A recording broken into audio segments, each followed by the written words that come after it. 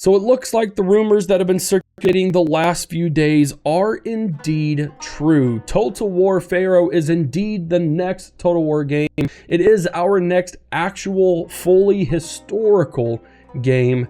And, well, there's a lot of interesting things circulating around this already. Now, normally these videos, I would go into details about all of the faction leaders, some history of it, all that sort of thing. I'm going to focus more on the unique aspects of Total War Pharaoh that we can glean from the FAQ, that we can glean from the Steam page, things that might make Total War Pharaoh actually stand out in the Total War franchise as a whole. So that's what we're going to kind of dive into. Let's go ahead and dig in. Now, first and foremost, I want to mention this is created by the CA Sophia team. So this is not anywhere tied to Horsham or any of those guys, which means Medieval 3 or Empire 2 is probably still in production.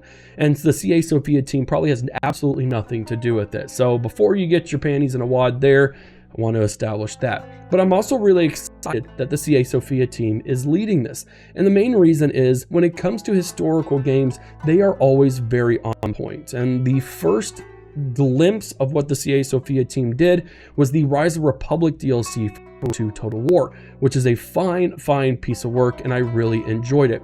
And to be quite frank, I also enjoyed Total War Saga Troy, at least the aspects that the Sophia team brought in. I think the overall creative direction of splitting it was wrong, but outside of that, it had fantastic new mechanics that I really, truly enjoyed.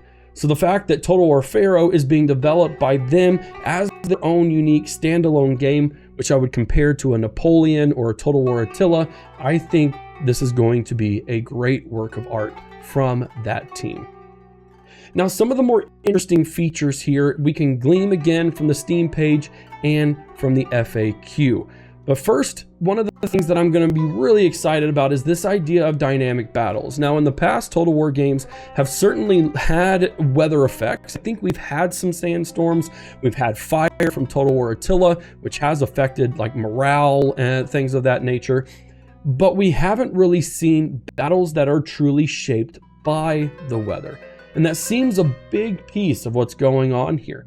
On their Steam page, enemy armies aren't the only challenges to overcome on the battlefield. Lead your soldiers through sudden and dramatic shifts in weather, torrential rain, sandstorms, and witness the tides of battle turn as it directly impacts the surrounding terrain. Beware of fire as well, which we've already seen that in previous games like Attila. So it looks like the weather system is actually going to have a factor in how battles play out. We can imagine that rain will slow troops down while allowing them to get fatigued faster, or at least recover fatigue slower. Sandstorms, I would imagine, reduce speed as well, but as visibility on top of it. And of course, with fire, we're going to have fire arrows, I would imagine, with archers. As for what it does on the battlefield, the impacts that it will have, I don't know. I believe in Attila on the battlefield, you could certainly, burn trees to the ground, but I don't know that it affected your actual battle outside of settlement fire. So this idea of dynamic battles and the weather system is going to be very, very cool. One of the other big things is this customizing of your campaign. Brand new campaign customization feature. No two campaigns will ever feel the same. Determine how you play with an extended range of campaign customization options, such as random start position for all factions, detailed resource settings, the ability to toy with natural disasters, and more. This is what's going to be awesome. There is no random start faction mod. This is a setting that you can enable. So you could have Ramses up in Greece, or you could have, one of the Hittite factions start in southern Egypt. That's going to be a very cool, just fun thing to do, a fun way to have the game. And in terms of resource settings, I would imagine this confirms, but don't know for sure, that we will get the Total War Saga Troy resource system. This is one of those features that revolutionized the game and that I really truly enjoyed about Troy. So to see it come back, again, not confirmed, but to see it come back, the potential for it does have a lot of shifting that matters to go into. One of the other things that I want to point out is I don't know that Total War has ever legitimately said that they are a grand strategy game. They do in Total War Pharaoh. So what I'm wondering is what kind of diplomatic systems are we going to see in play? We had a decent number in Saga Troy, but I want to see the diplomacy side or the empire management go a bit deeper to really give itself this idea of grand strategy. I'm not going to lie, I don't ever see Total War games as a grand strategy. No matter how complex they seem to be, you can break them down relatively simply, and the grand strategy aspect has never been there. Diplomacy is always the weakest point, minus the exception of Three Kingdoms. So I want to see what they're going to bring in from Three Kingdoms or other grand strategy games outside of Creative Assembly to make this truly grand strategy. Now, those are the things that stick out for me in terms of the game in general, the insides and things of that nature. But there are already a couple of concerns that I have that I want to bring up right from the get-go. First and foremost, this is not a Saga title, which is fine. That's not the bad thing. But it is a Saga title. It is a standalone game that isn't tied to another series that is going to be in between major historical and or fantasy releases. But they're charging a full-blown $60 price tag on this for the base game. Now, $60 is okay with me if we truly get a standalone title that is very unique and stands out on its own. But I guarantee you, considering the time periods, which is the 19th and 20th dynasty in Egypt, that we are going to get several buildings, mechanics, code, cosmetics, everything that can simply be ported from Total War Saga Troy. Now, I don't mind a rehashing and remixing of assets. There's no reason to create everything from scratch if you have a time period piece that molds with a new game.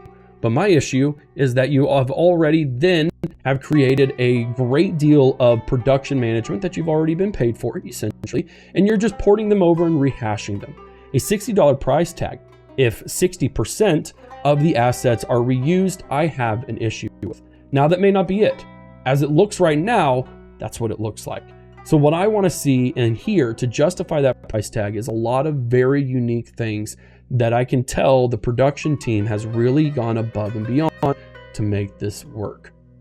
Now, that's not all though. Not only is there a base game, there is a deluxe edition and a dynasty edition. The deluxe edition will be $73 US. The dynasty edition will be $92 US. The deluxe edition gets you a faction pack and the digital soundtrack. Digital soundtracks are awesome. Never going to not be okay with that. But the deluxe edition and the dynasty edition, it looks like there are already 3 faction pack DLCs planned for this game and a campaign pack DLC. Now, whether the campaign pack will be something, I don't know, something like Cesar in Gaul, perhaps, or The Last Roman, I don't know. Again, this is the CA Sophia team. They have the capabilities of doing those and executing them very well. So that's a lot. Now, admittedly, if you think you're going to dive into this, again, fully historical title as you wait for the next major historical title, then maybe this is worth it for you. And that's one thing I want to know from you. Will you pay $92 right off the bat? That would essentially mean that you're talking, I don't know, ballpark $9. Right at about $9 for 3 faction packs and a campaign pack. Now, that could be worth it. Are the faction packs going to be $12 or $15? Is the campaign pack going to be $20? They say you're offering a discount. A 25% discount is rather large. So that means that these faction packs, DLCs in this campaign are going to be a bit pricey, which is very, very intriguing to me. So let me know what you think on what you will order depending on what you see. But it gets even better. We're diving into new territory that Total War has never gone before. And this is none the more evident than a pre-order bonus in what you get for it. If you pre-order Total War Pharaoh, by the way, if you do want to pre-order, there's a link in the description if you want to support this channel. Greatly appreciated, but of course, you make your own decision. It's there if you want to use it. If you pre-order, you get 2 cosmetic packs. The Avatar of the Gods, a cosmetic pack. That means it doesn't have any actual features that enhance the game outside of looks. And the Heart of the Shardana cosmetic pack.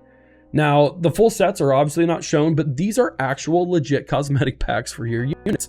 Now, it's really interesting, and I want to know the reason why they're getting into that. Is it going to be worth it? Is the cosmetic pack so vastly different from the base units, which I'm going to assume are the bodyguard units? that is going to be worthwhile for you to invest in after release. But there's another layer to it. On top of the cosmetic packs, which depending on what they are, I see it, you get an early access weekend. So for you who pre-order, there will be a limited period where you can play and enjoy the game before launch. Now they're going to go into more details later, but if you assume that the game will release on a Tuesday, even on a Thursday, then being able to play the weekend before, Friday, Saturday, Sunday, means you get a head start on your campaign before everyone else, before it releases on Tuesday, or you get to play it a full week almost before it begins. This is a very interesting choice, and it is a very juicy incentive for you, the community, to want to pre-order. Am I saying pre-order? No, I am not. What I am saying is that Creative Assembly is getting a little more savvy in their marketing campaigns and how to pitch the idea of being worthwhile to pre-order. It's a really interesting marketing twist that I want to see if they're going to start pushing more and more as we move into the future of Total War. So we've got a huge pre-order series going on here that I would again also like to know your thoughts about. I am legitimately excited that we are getting a purely historical game set in ancient Egypt. My concerns are the price point and what the mechanics on the campaign will be. I think those are justifiable given a Total War's track history. So once again, let me know your thoughts and comments in the section below. Guys, thank you so much for watching this. I hope you enjoyed it. If you did, starting up the channel again, we're trying to get back into the thick of it, so be sure to hit that subscribe button and of course the bell for notifications. You guys are awesome. Let me know your thoughts about Total War Pharaoh. I'm here.